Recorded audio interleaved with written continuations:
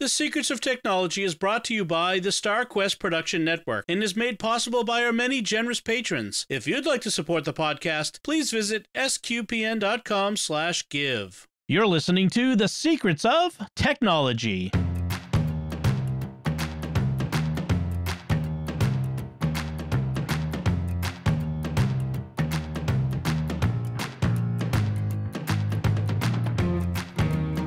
Hi, I'm Dom Bettinelli, and you're listening to The Secrets of Technology, where we discuss the technology news that's important to you from a uniquely Catholic point of view.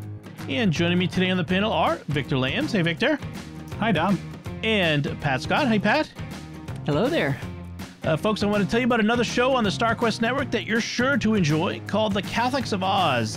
And join our friends, Lindsay, Lino, and Caroline from Melbourne, Australia, where they talk to us about all kinds of really cool stuff, Catholic topics, tech, science. They're really good at science, and entertainment. It's a great podcast. Check it out wherever you find podcasts or at sqpn.com/OZ. I said that Z for them. So we are talking about tech today, and just to dive right in, because we got a lot to talk about, I wanted to bring up this first segment. We're going to talk about this article that was in The Atlantic, and the headline is old music killing new music? And this is we're not a music podcast, we're a tech podcast. So why are we talking about it? Well, because a lot of it has to do with technology. And I want to bring up a few high points from the article, and then we can discuss it. Among the things that the writer Ted Gioia says, old songs now represent 70% of the U.S. music market. And in fact, the new music market is actually shrinking. All the growth in the music market is coming from old songs. He then compares streaming, the amount of streaming that's done to how much music is purchased, and various things like that. And it brings up the fact that the best-selling physical format in music is the vinyl LP, which is more than 70 years old, and there's no signs that record labels are investing in a new, better alternative, because here too, old is viewed as superior to new. And he mentions also that the music catalogs of some of the great musicians of the past are now being sold en masse, like, David Bowie, and even folks are still like Bob Dylan, hundreds of millions of dollars and that sort of stuff. So what do you all think of this? Why, for instance, why is old music so popular among all generations, not just the older folks, but so much popular that young people are apparently not listening as much to new music as they are to old music? What do you think is, particularly from a tech standpoint, is going on here? Yeah, my opinion on the article is, he talks about 70% of the music market, and it's kind of like when people talk about TV but don't include YouTube or Netflix in that equation. The music market has changed beyond, obviously physical album sales or single sales, and even beyond what, we would consider the music, market today of Spotify or iTunes. And really, if you're going to talk about the music market, you need to talk about, YouTube. You need to talk about people who are releasing directly to, services like Bandcamp or SoundCloud, or even Twitch, doing live shows on Twitch. And I can talk about one of my favorite artists there in a little bit. But I think the music market, the way that people consume music, if that's the right word, has expanded beyond the old paradigms of radio and physical sales, and even downloads and streams at this point. Yeah, and I'm seeing things like even in VR, on the Quest, and there's a place called AltSpace and several other places that I'm seeing music concerts, live music, as well as recorded concerts of people recently. But I'm seeing a lot of new musicians showing up there. Now, I'm not into the music scene per se, so I'm not going and pursuing and going to the concerts myself. But I see a lot of announcements of, hey, this person's just wrote this song. They're dropping it out here on this evening, and come listen. One of the flaws I saw in the article is that the writer compares streaming to purchasing. Like, so, the amount of music that people are the kind of music people are streaming is old music, as opposed, and whereas people aren't purchasing, the music that people used to purchase was new music. And I'm thinking, but that's not the same thing, because you're not buying the opportunity cost to listen to a song on streaming is essentially zero. I don't have to buy a song to see if I like it. So it's what they should be comparing to is instead of purchasing, it should be listening. How much in the past, how much was old music listened to compared to new music? That's really what it should be, instead of purchased. And 40 years ago, we basically had albums and 45 singles. That was the formats we had to get music. If you did, and so you could only buy albums or listen to the radio, right? But when streaming hit in 2006, you had Spotify show up and Pandora. You could discover all kinds of music. The opportunity to listen to music, it changed. Like the way we listen to music changed in a fundamental way that I think a lot of the old guys in the business never quite got, as it appears from this article. Yeah, I mean, one personal anecdote is I put out my Robot Love album a little over 21 years ago. And it was self-published. So if you ordered a certain number of CD copies, they would also like put your recording on these new download services that were like, brand new at the time in 2001. And so I went with that route, and I now have, boxes of unsellable CDs in my basement. But as new streaming services have come on, the company that I had, produce the physical CDs, who also offered, hey, well, as new streaming services come on, or they weren't streaming at the time, we'll keep adding your music to it. It's been added to all of those new shops. And so, it's not a lot, but every year or so, I get, a few pennies from the new services that have started streaming it. So it is interesting, this, how that one release over the course of 20 years, the CDs just fell out like so quickly. Mm-hmm. And online sales and streams just completely took over. But one format, the best-selling, as he points out, the best-selling physical format in music right now is the vinyl LP. And he's like, but that's more than 70 years old. There's no signs that the record labels are investing in a newer, better alternative, because here too, old is viewed as superior to new. And I'm saying, no, the oldness is the feature here. Like, because nostalgia. Yeah. Well, yeah. I want to buy vinyl because I want to hear the hisses and pops and all of that.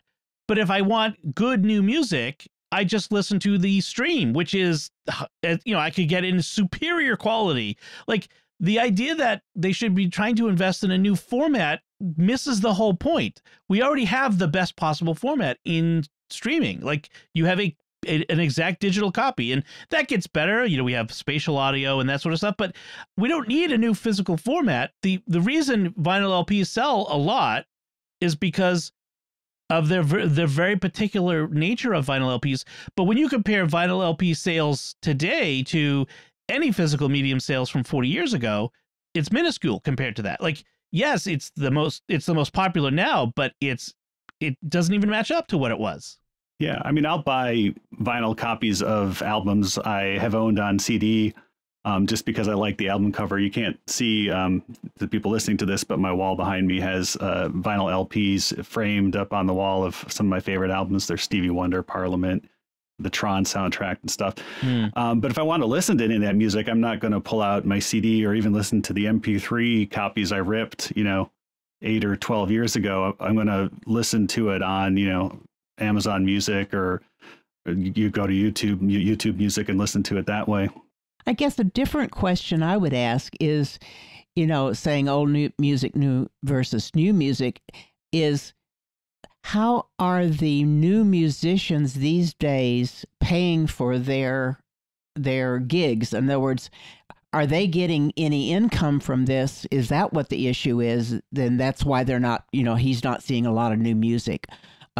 Or is it that only the ones that have been around a while, they're the only ones that are still getting income from residuals? he in the article, he identifies a little bit like there's fear of new music among staid music label executives and that sort of thing. He identifies a few legal things that have come up in cultural things, but I think in general, I think, and Victor, you may know this better than I do, but I think a lot of new musicians just aren't bothering to go to the record labels anymore and going around them directly to the listeners. And it doesn't take as many listeners, as many fans to support you as a musician as the record label needs you. You don't need to sell 1 million albums, basically. Right. Yeah. And gone are the days where the record label would give you, like, I don't know what the equivalent would be these days, but, $50,000 and say, go cut a record, right?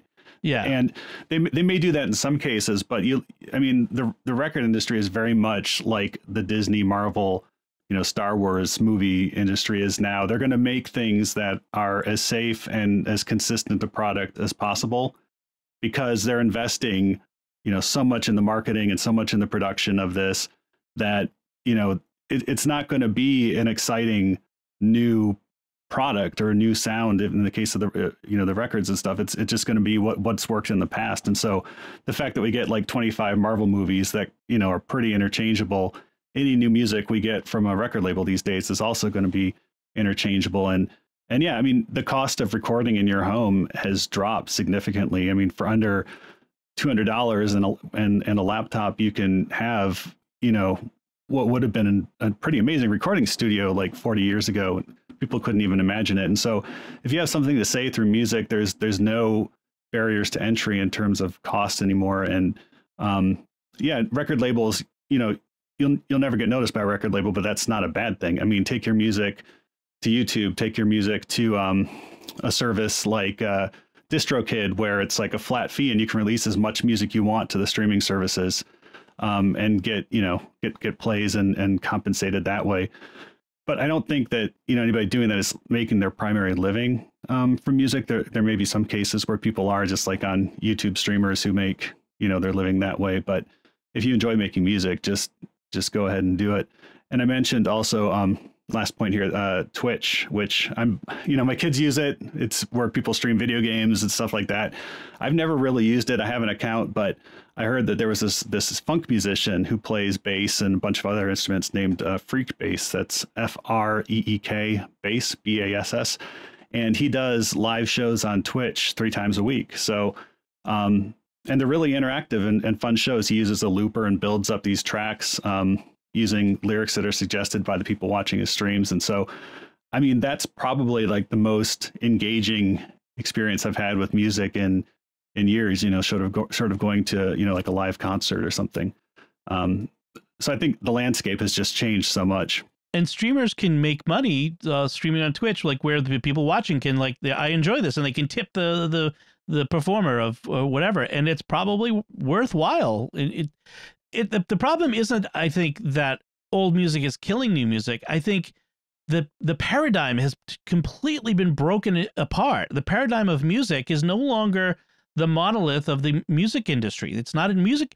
In some ways, it's not an industry anymore. Right. In the sense of it's a homeland. Yeah. And the really remarkable thing is, if you look at like how humans have made and enjoyed music, the U.S. music industry is such an anomaly. Like the fact that we centralized all the power of our culture in the hands of a few corporations, where music has always been democratic. It's been Pa with his fiddle playing, for Laura Ingalls Wilder, or it's been, the person around the fire, telling stories and, beating a drum and stuff. And that's what music has always been, the creative amateurs, if you will, just producing this for their communities. And I think we're seeing that more in terms of like the local online communities.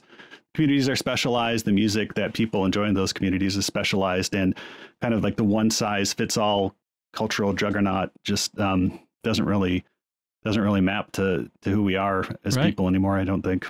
And 50 years ago, 40 years ago, new music was found on radio stations, and radio stations were the gatekeepers. They controlled what people heard. Like the Took program bribes. director at a radio station was like literally a king in the music industry. They were wined and dined, and payola was the thing, the scandal before that, where they were paid, they were bribed to play certain music.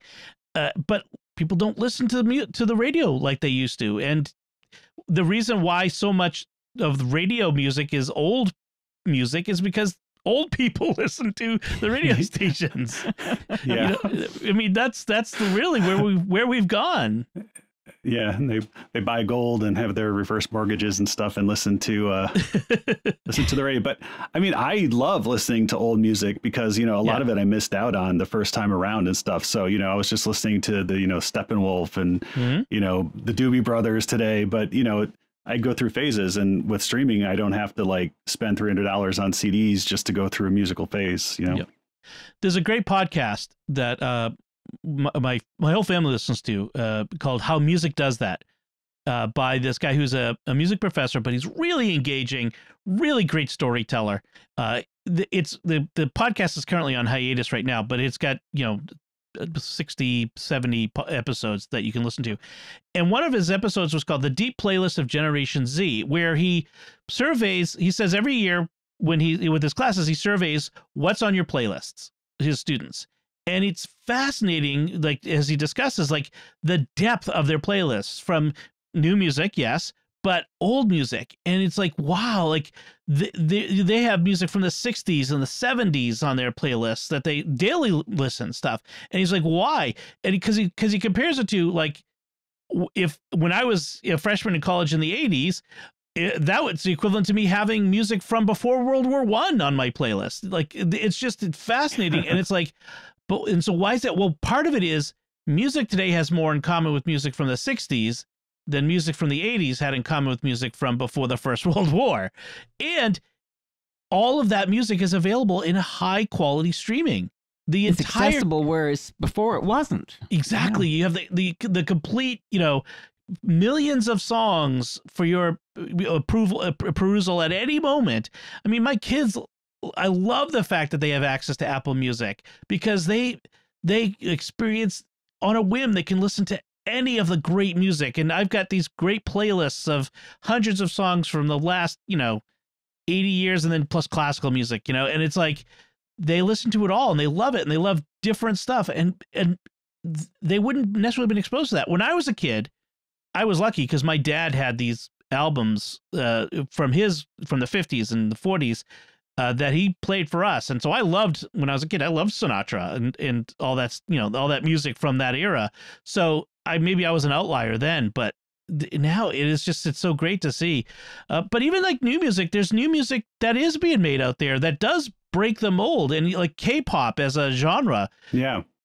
Like, this guy doesn't even mention it in the article, but K-pop is huge in America. Like, K-pop, if you don't know, is Korean pop music. It's usually these bands, and there's a whole culture around it, and it's very got this wholesome image, and the fandom is very wholesome and supportive, and it's got this whole different image. But he doesn't even notice it because it's not part of the American music industry, and I think that's part of it too. And even on the labels, you'll still find unique voices. One of my favorite groups, and they've been going back now probably 15 years, is Mates of State. They're a husband and wife, kind of like pop duo, but they do pop songs, but they also do songs that are probably some like the most honest like takes on marriage that I've ever heard coming out of music. So yeah, Mates of State is excellent. And Metric, which is a group out of Toronto, which is kind of also a synth pop type band, so there is good music on the labels. I don't want to say that there isn't, but you're going to kind of play to the least common denominator when there's that much money, invested in making a product. Right. The industry tends to play it safe, in that, I mean, that's especially industries that are kind of dying. Streaming really disrupted everything. And frankly, Napster disrupted everything when it showed up. It showed up, and it showed that people could access all this music without having to pay for it or wait for the radio station to play it. And that was quickly followed by services like Spotify and Pandora and iTunes, which for a long time was you bought music, but you could still buy it. Buy the track was a big deal. 99 cents for any song. And then Apple finally got on the subscription bandwagon, and it just blew open the door. And the whole, I mean, they disrupted the music industry, and this disruption is in process for other industries too, like TV and movies. I mean, the fact is as we saw in the pandemic, going to the movies is no longer the exclusive, the only way you can experience big, awesome movies. And frankly, movies are not the only way to experience those sorts of stories. Streaming, limited series streaming series, that sort of thing is also, we've disrupted everything. And there's like a billion different streaming services out there. And that's a whole nother conversation. But the fact is these monolithic industries have been democratized, and it's the technology that really does it. So it's interesting to see and to look at what's next. Where are we going with this? I'm kind of fascinated by where we're going to end up. So, what do you guys? How do you listen to music? I didn't even ask you guys that. What's your main way of listening to music? Service or whatnot? How about you, Pat?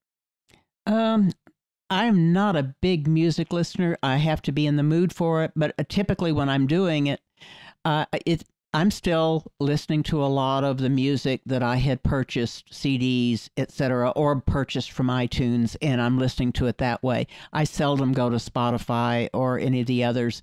I'm 75. I don't listen to music as I'm going to go sit down and listen to music, or. Mm-hmm. I like silence in my life. Okay.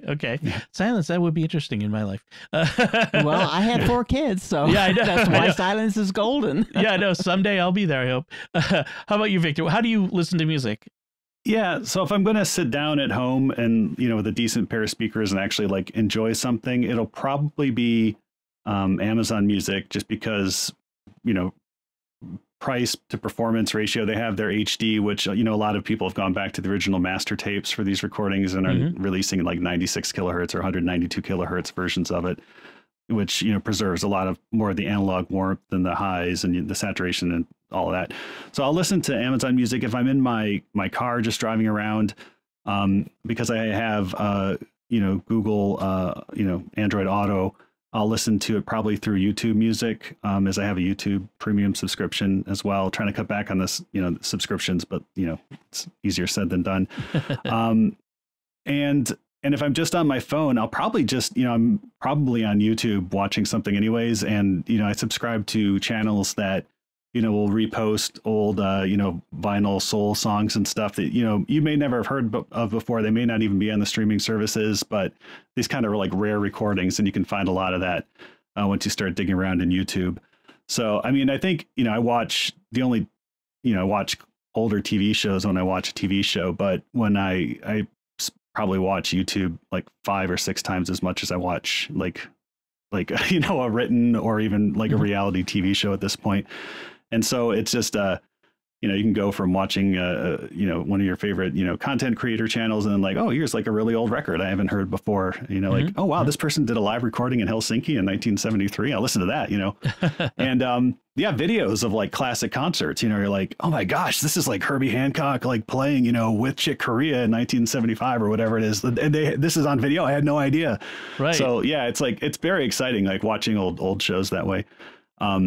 So yeah, it's a mix, but I love my physical media. I'll never give it up, because at some point the streaming services all go away. But it's just so much easier to have it at your fingertips. I have a plastic bin full of CDs in my shed that I have not looked at in probably 10 years, from all the stuff I ripped. And now all that stuff has been, all the ripped songs have been replaced by iTunes Match, where there was a point in the past where iTunes would replace your old janky ripped stuff with nice new digital masters that they have. So I'm an Apple Music guy. I resisted the subscription for a long time because I said to myself, I don't listen to that much new music, and therefore why should I get a streaming service when I have all the music I want to listen to. I overcame that. And frankly, the new Apple One subscription that gives me all of the Apple services in one bundle really puts the nail in that coffin.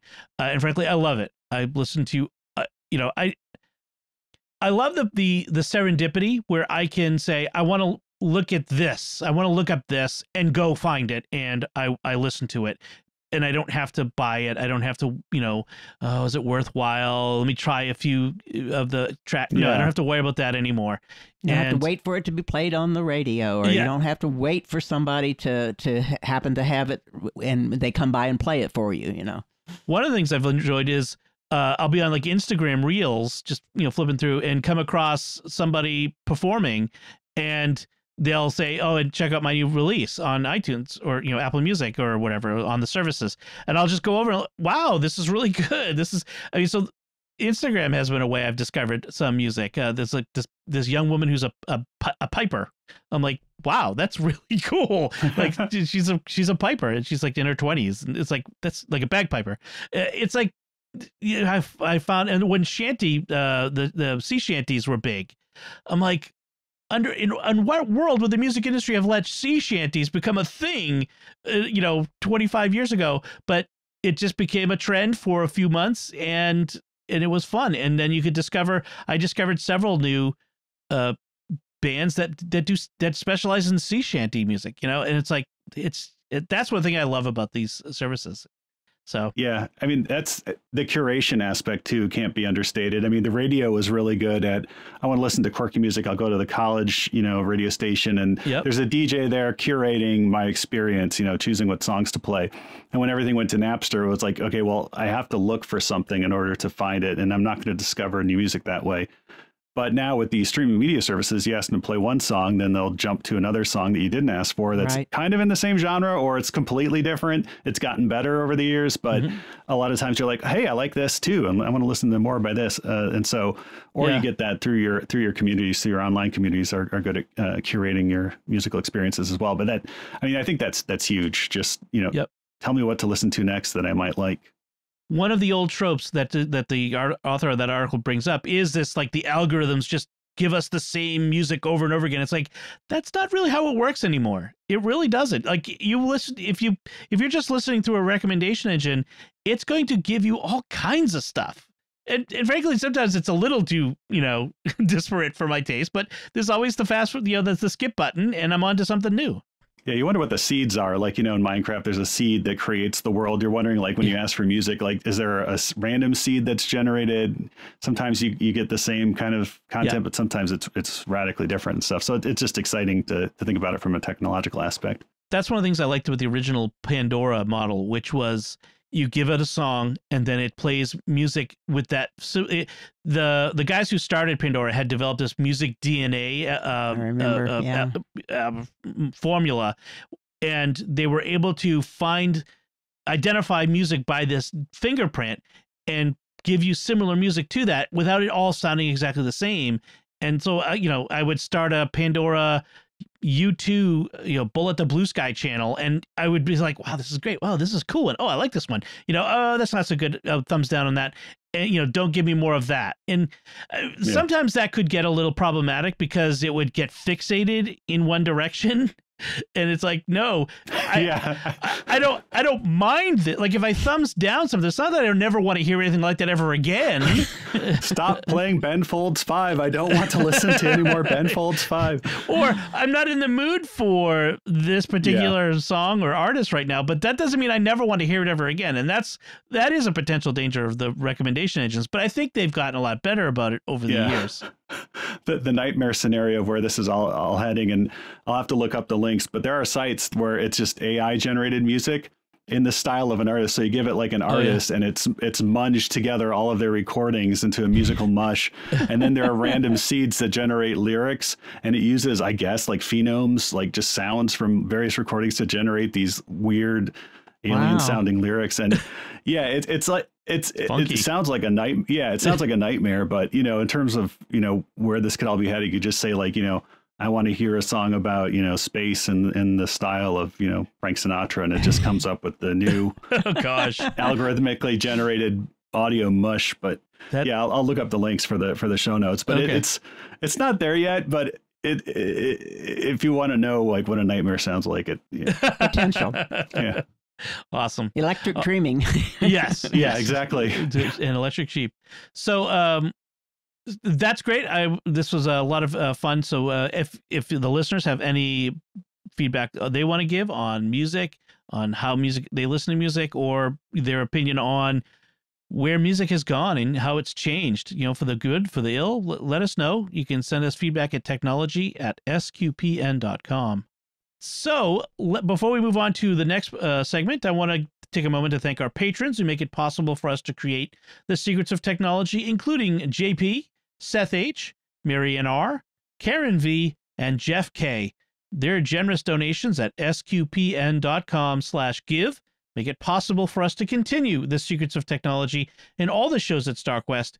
You can join them by visiting sqpn.com/give. All right, so this next segment, this next headline is near and dear to my heart and my wallet. So Apple had their peak performance event this week, and they had a number of new announcements. And it was interesting how they framed it. It was basically, here's what we're doing with Apple Silicon, and the various forms that their new Apple Silicon chips are taking, including phones, iPad, and Macs. But before they got to that, they did have a one mention of announcement with their Apple TV Plus service, which is they said they will going to start to stream Major League Baseball games, a couple of games every Friday on Fridays, that they're going to start streaming, which I think is an interesting toe dip into streaming sports for Apple. And baseball is probably the easiest one because there are so many baseball games every week. It's like hockey, it's just like this, you turn on the TV during the season, then there's a game playing somewhere.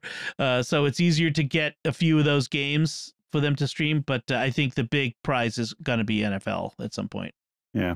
With baseball, even if there isn't a live game, you can just rebroadcast an old one and nobody will notice.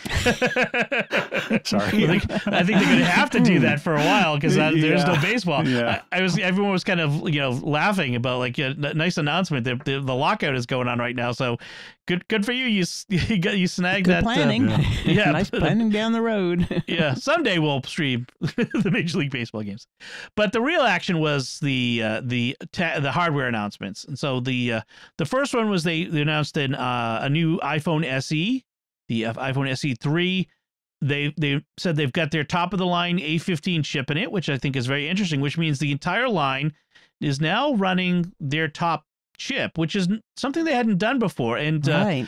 The Mac pundit Andy Ihnatko had a really good point, which is he feels like that is Apple clearing the decks and getting ready for some feature, some service perhaps that's going to require that chip in the near future. So I think that's interesting. When Apple has a chip like the A15 chip, is it kind of like Intel, like, well, we have the i7 and there's like 10 different models of it, or is the A15 chip like the same across?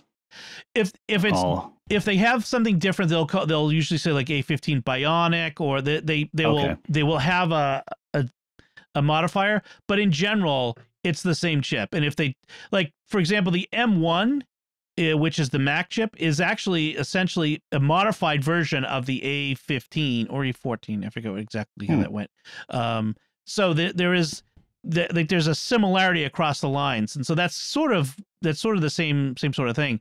But it's interesting that the iPhone SE, which is I think probably their biggest seller, because it's the basic model. It's the basic new model that people want. It's $429, which is up because that's the last one was $399. Yeah. So that's still very, very inexpensive for something running the latest hardware. Right, and it's got 5G, which is now the whole line has 5G, and starts at 64 gigabytes. Yes. Yep. Goes up to 256. I have a lot of clients who are, we're waiting for this to come out because they don't want a big phone. They don't want the high photography. They want a really good phone that'll work and is a good size and reasonable. and it's still the same basic iPhone 8 design. So like the first iPhone SE was the iPhone 5 design. This is the iPhone 8 design. It's probably going to be the last SE with an 8 design, which means it still has the home button on it in the big bezel on the bottom, which is kind of interesting. My guess is the next SE, whenever that is in a few years, is going to be a new design with Face ID, or maybe they'll do that Touch ID like they do on the button on some of the iPads. Maybe they'll do it that way. But I'm going to guess they're going to get rid of that button soon. Yeah. So that was one announcement. They also announced an iPad Air, an upgrade to the iPad Air, which looks really good. It has the M1 chip. It's got some other features that just make it like if you were thinking about getting an iPad Pro, I'm not sure that makes sense anymore, because for the price, I think it starts at $599. It's a pretty compelling iPad at that price. Now, so they still get the $329 base model, which still has the Lightning port and uses the first generation Apple Pencil and that sort of thing. And then this is the iPad Air, and then they have the iPad Pro. And again, the iPad Air has the smart connector, so you can use the special keyboards. It's got the second generation pencil. And I'm looking at going, what is it I actually get if I get the Pro? I didn't look at the comparison chart, but it doesn't look like there is that much benefit to getting the Pro. I'm sure there is, but maybe the app docking, or does the Air do that now? The widgets, or like the multiple apps or something. One of the main. They all do multitask. They all, and multi-screen, yeah. Split screens and all. What was it? It does have 5G in the cellular models now, which is good. And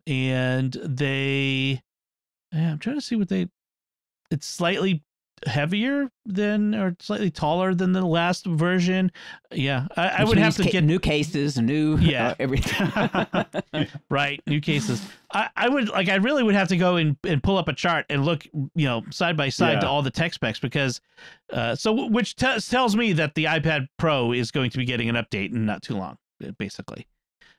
So then there's the one that really caught my eye. And that is the new Mac Studio desktop computer, which, I mean, if you think about it, this is the first new model of Mac in a long time. Like they've had, I think the last new Mac was the Mac Mini. Like we've had Mac Pros for a long time. We've had iMacs for a long time. But this is the first new desktop Mac they've introduced in a long time. This whole new area of it. I suppose the iMac Pro, but it's still an iMac. And this, I think, replaces the large iMac in the line. The last iMac 27-inch they had disappeared from the store after this announcement. So I feel like Apple is saying we may have large screen iMacs in the future, but they're not going to be intended for this audience for this computer. And this is a pretty wild, very powerful computer. It's got the M1. It starts with the M1 Max chip. They have this new M1 Ultra chip, which is now, they said, the final entry in their M1 chips. Presumably that means there's M2s are the next ones to come out. And it looks like it screams, and it's got all the ports. I have an M1 Mac Mini, and I'm looking at this going, look at all those ports. Look at all that speed. I've said before the show, I've been waiting for the M1 iMac, and I'm looking. I've got 2 monitors on my desk already. I really need a new monitor. This is a very compelling computer to me. And at the price, it's competitive with what an iMac would have been. So it's a very interesting, very compelling product. They also have their new 5K Apple 27-inch 5K Studio display, which is about $1,600, which is about in the range. Some people were actually looking at it being a lot more than about $1,700 to $2,000. So this is in that realm, and this is not your Dell, 27-inch, VGA, or not VGA, but the UHD displays. This is a high-end studio display. That's what it's intended for. And it's got a built-in webcam, which is a 12 megapixel, which is probably the best Apple computer webcam you can get now. So that's pretty interesting. It has an A13 chip in it. The monitor does, which means it's doing a lot of the processing of both the center stage, which is that feature which allows the webcam to dynamically modify its the wideness of the angle as more people go into the shot. It also will do spatial audio. And the interesting thing is because you can connect iPads to this, and therefore the iPad doesn't have to be driving all that. The A13 chip in the computer. I mean, it's basically almost like an iMac when you think about it. So it's very interesting to see. I mean, Apple has really gone gangbusters in their Mac space over the past 2 years. Yeah. And as they ended, they said that we have one more computer to come, the Mac Pro. And so my guess is that'll be at WWDC. So I know I'm going on and on. What do you guys think of these announcements?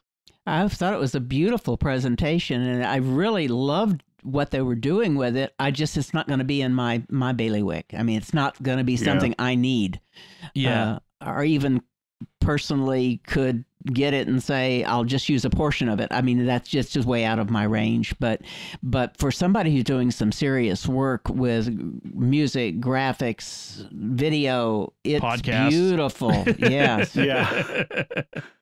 Yeah, if I needed something like that professionally, it would be easier to justify. Every time Apple does an announcement, I'm like, oh great, what $4,000 computer are they gonna come out with next? And I guess this new Mac Studio can actually be an $8,000 computer, or something. It looks like when you quick. max it, it goes to 8. Yeah, yeah, and so which is why I was like, thumbing through it. It's like, oh great, a $1,600 monitor, oh great, an $8,000 computer. And then I got to the announcement about the iPhone SE, which is $400 smartphone that's pretty well spec'd, and I was like, okay, that's more what I'm interested in, is like, yeah, and how can we democratize the technology here, and if the goal is to get the A15 chips into as many hands as possible, that's the way to do it.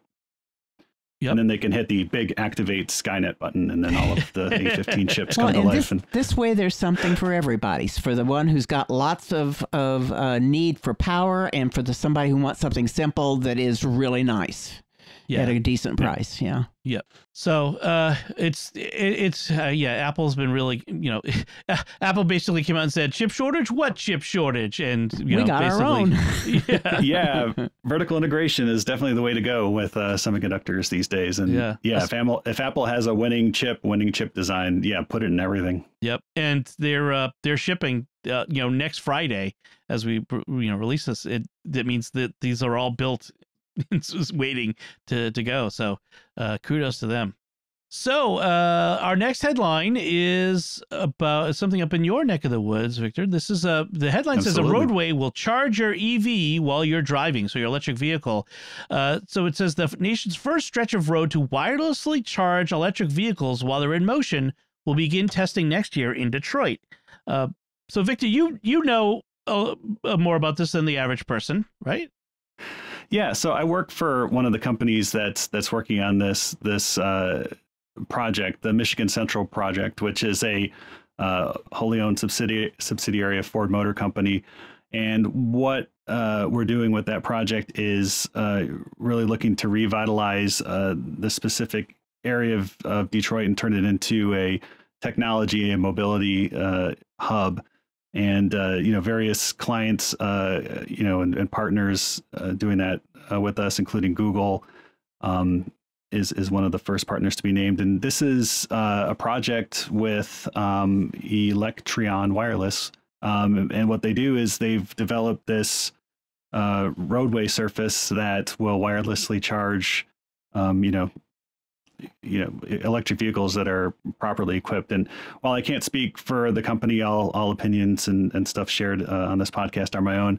This is a piece of technology I've been, watching with some interest since I've read about it a couple of years ago. And this is kind of, I think, solves one of the big issues with electric vehicles, which is, they have to be plugged in, physical chargers can, people can, steal the hoses or whatever, the cords off of them and stuff.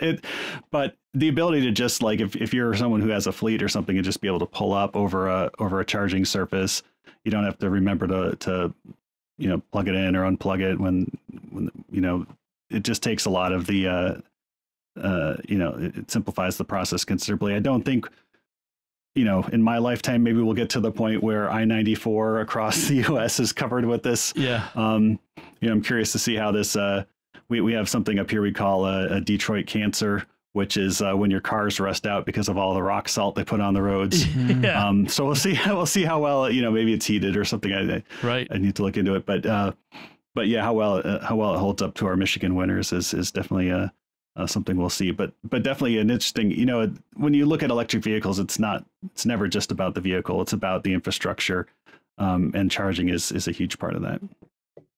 Yeah. It's interesting that they mentioned that, right now the wireless charger could add $3,000 to $4,000 to the cost of electric vehicle, which is already high these days, but they're working to bring it down to $1,000 to $1,500. But what they don't mention is how much it would cost to electrify the road, like to put the surface down on the road that carries the inductive charge.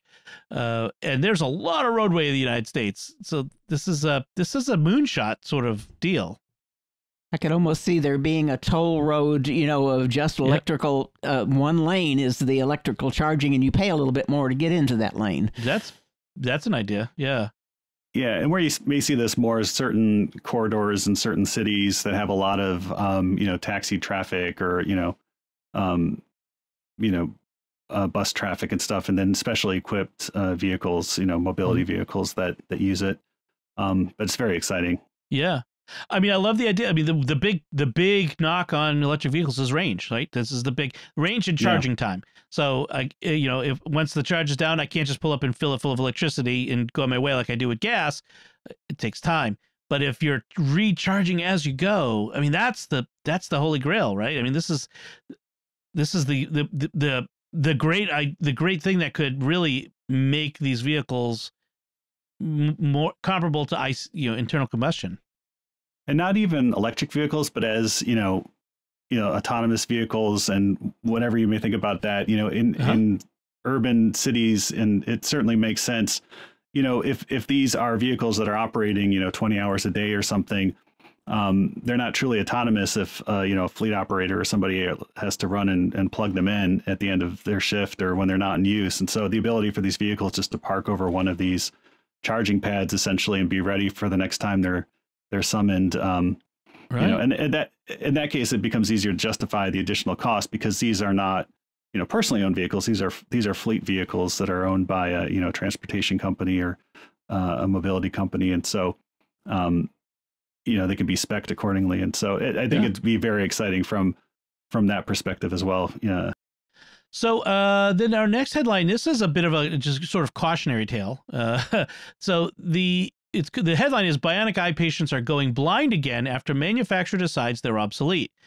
And it's a little more than that. What happened is these people had this bionic eye. These people were blind, and this eye, which helps them to sort of see again. It's not Steve Austin, the $6 Million Man sort of vision, but it gives them a facsimile of vision to help them get around.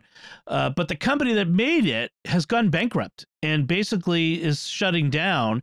And as these devices begin to malfunction, the people who have them can't get them repaired, and they can't get the services that they were getting before. And I think it really points to the danger of proprietary medical technology that requires ongoing service and care from a company that may not last as long as we do. What do you think of this story? Well, it's kind of scary. I was thinking of things like pacemakers. I was thinking of things like embedded insulin pumps and things like that. Any of those could be that same type of thing if there weren't enough of them and enough places, enough companies, enough companies making them, right? And so at that point, the eye is obviously a lot more newsworthy in terms of that. But I can see people, like, if there was only one brand of diabetic pump and they go out of business and there's no parts for them anymore, then they got, they're back to doing without again, So that could be a real medical danger. Yeah, it's always a question of adoption. Every technology has a point at which, there's the people who like to live on the bleeding edge, the early adopters, and then it's a point at which becomes kind of like, a mass, product. And, it's not clear to me at what point like a bionic eye ever would be, beyond kind of a niche product. This one wasn't very sophisticated, which they thought may have, hurt the rate at which it was being adopted. But yeah, I mean, whenever you buy, it used to be whenever you buy anything, you'd look at the company and say, how many years have they been in business? Are they likely to be in business, 5 years from now? But you can't really do that with some of these technology companies, because no, technology company really is going to be around that long before it merges with somebody else. And that's what happened here. They merged with another company, and the other company's like, yeah, we're not really interested in eyes anymore, Right. But there was all the time in the world, that classic Twilight Zone episode with where the guy breaks his glasses just as he is the only last man on Earth and finds a library. They have a story in the full version of the story, a gentleman from the Netherlands who had come to really rely on this, had trained with it so you could actually like see well enough, this, in addition to the bionic eye, there's a headpiece with cameras and then a visual processing unit on that you wear on your belt.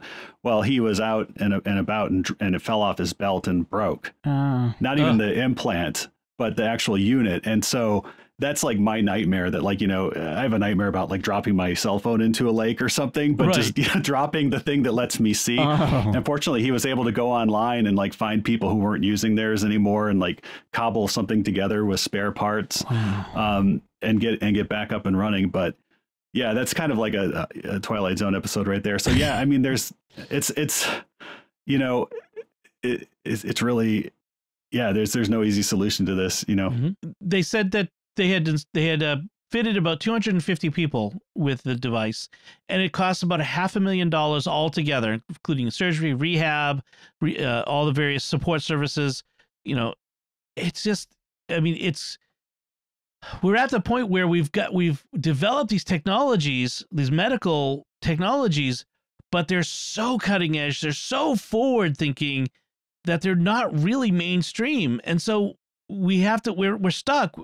We could change lives. We could save lives with some of these technologies, but it's so expensive because it's so, on the bleeding edge of tech, and for the person whose life could be saved even, and no cost is too high, obviously, but in general, I mean, you look at it and you go, wow. I mean, there's actually someone quoted in that article who talks about like some of these people, there's usually previous sighted people who've lost their vision, who are desperate, and they will take whatever lifeline. And he says, like, from the beginning, this was never really actually a really good solution for these people.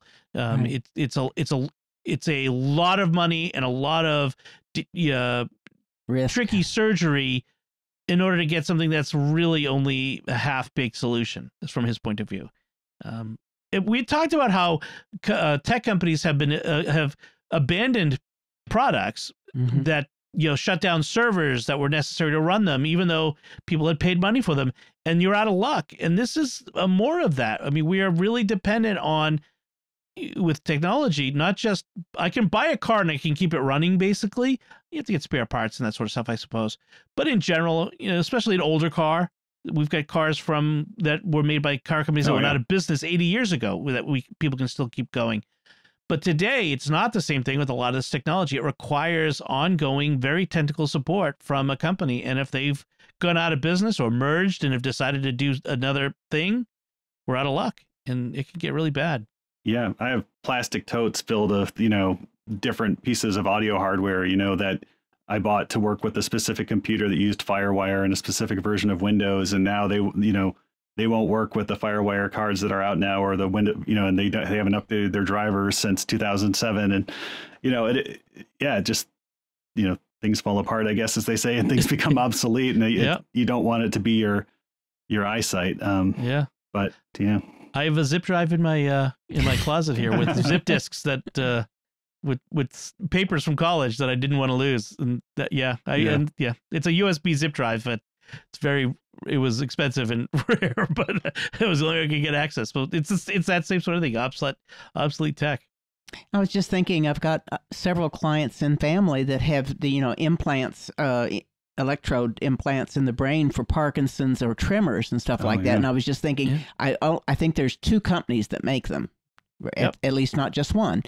But like if something went wrong and that company weren't there, it could be stimulating the brain in a wrong way. It could, and that's major surgery to try to go in and take that thing out. Oh, that's just scary. Right. Yeah. Some of the patients in this story were saying like their implants don't work anymore. It stopped working, but the doctors advised not having the surgery to have them removed because it's more dangerous. Yeah. Yeah. Yeah. And one guy said he thought he might have a brain tumor, wanted to get an MRI, but the doctor said, well, I'm not going to do an MRI. You have this thing in your eye. It could, it could rip out, and call the company and see if it's okay, and couldn't get a hold of anybody at the company, so it didn't get the MRI. Wow. Scary. Yeah. All right, so let's move on to our final segment where we will just discuss our picks of the week. And Pat, you're up first. What is your pick this week? Why me first? Okay, so because you're on my list first. Not alphabetical, huh? Nope. So what I was looking at was I had just recommended this particular app to several people. It's called Windy, W-I-N-D-Y, and they call it a noise generator, but it uses real wind sounds, like the wind that's really recorded on the top of a hill or down in a valley or by a stream or whatever, and it's actual wind recordings. And they've got about 6 or 8 scenarios, and you can do things like add crickets or add a bird or add water or the sound of a fire. And what I use it for is not all the time, but occasionally I'll have trouble getting to sleep. And so I don't have a noise generator at home. And even if I did, I wouldn't want Randy, my husband, to be interrupted by my needing that sound machine.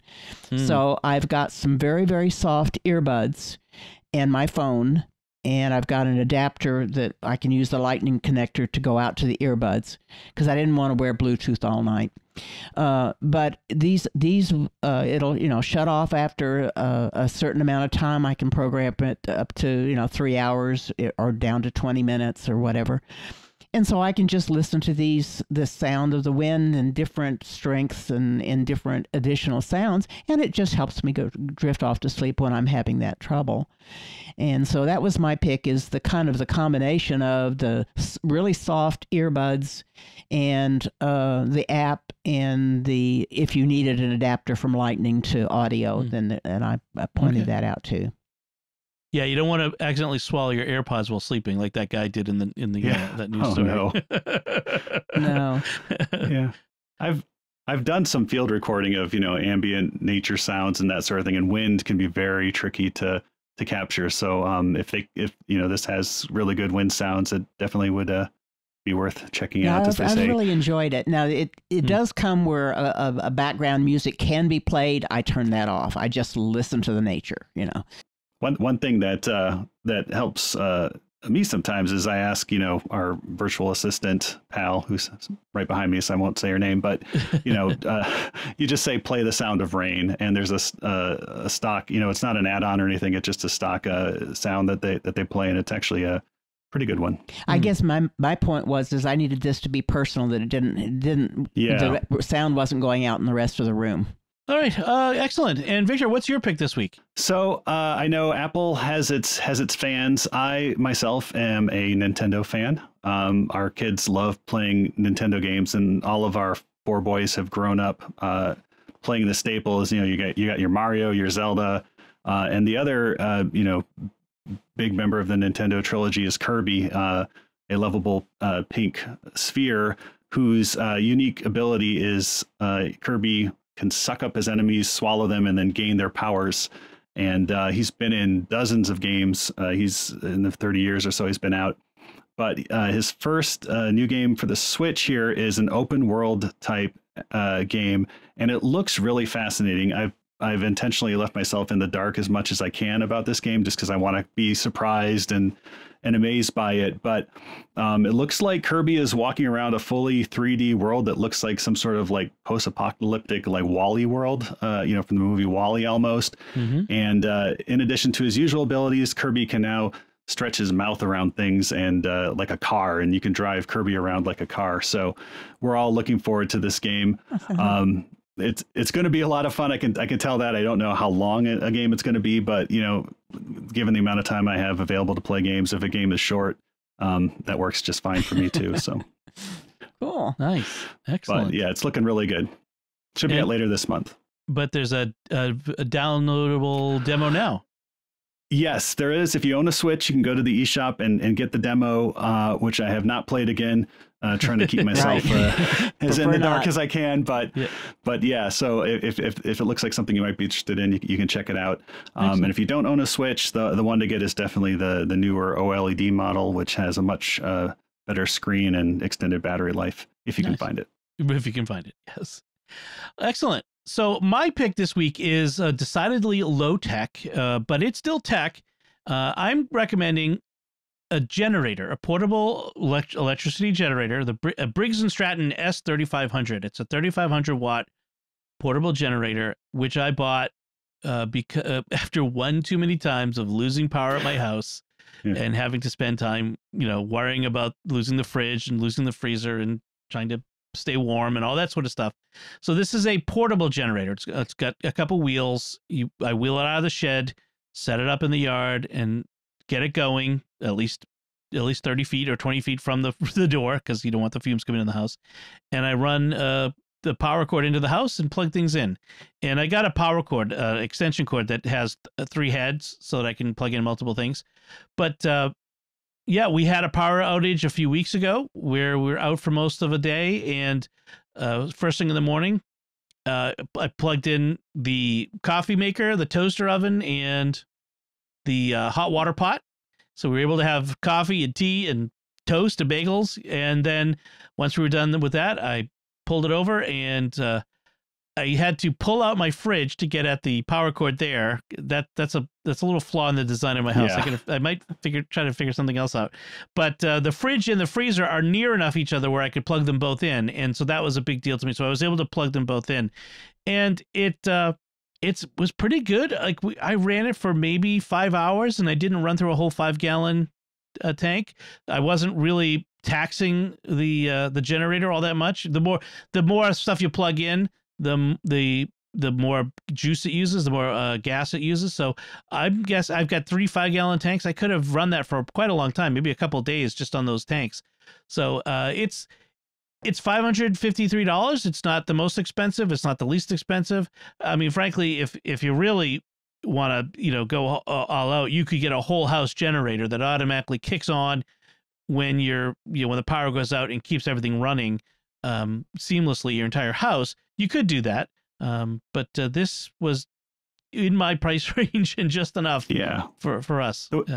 The way I look at it is, if you have a lot of, a big family and go to Costco for your food, probably the food in your chest freezer is worth more than $500. So yes, it's really about protecting that investment. If you find yourself using it a number of times, you may want to look into a manual transfer switch, which is like a mini electrical panel that sits next to your main electrical panel. And you can choose a certain set number of circuits for your house that run through this switch. And there's a plug on the outside of your house. So you just plug your generator into that plug on the outside of the house, go to this transfer switch, flip up, and then those particular circuits in your house, your freezer, your refrigerator, are now running off that external generator plug. Right. And if you've run circuits yourself to your electrical panel you probably could do this yourself, but please get an electrician. Get an electrician.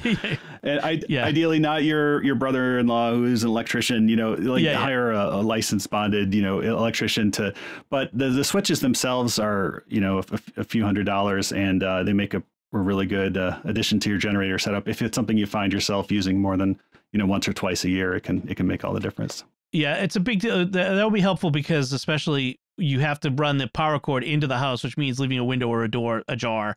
And in the winter, that can be quite cold.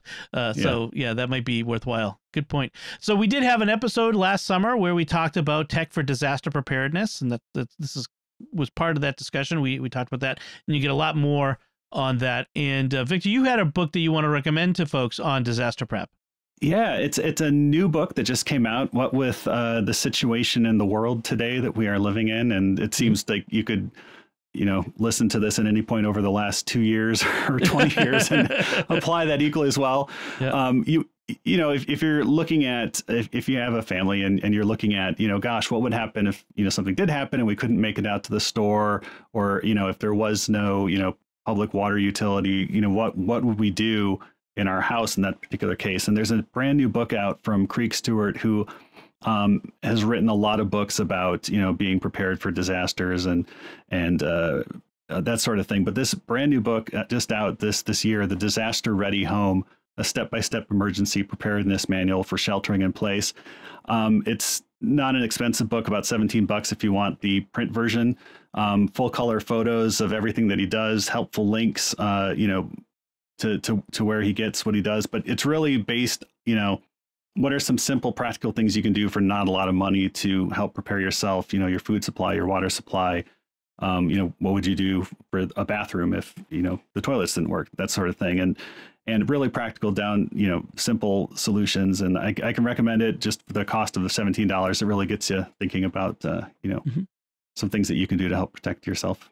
I mean, this for even if it's, short of an apocalypse, like things like the ice storm in Texas last year, or hurricanes, tornadoes, that sort of stuff. He cites that in the book as one example of a disaster that you would want to be prepared for. So it's really recent examples. So excellent. Yeah, I think about it, and as I mentioned in that episode, it's something that's on my mind, so I may pick that up.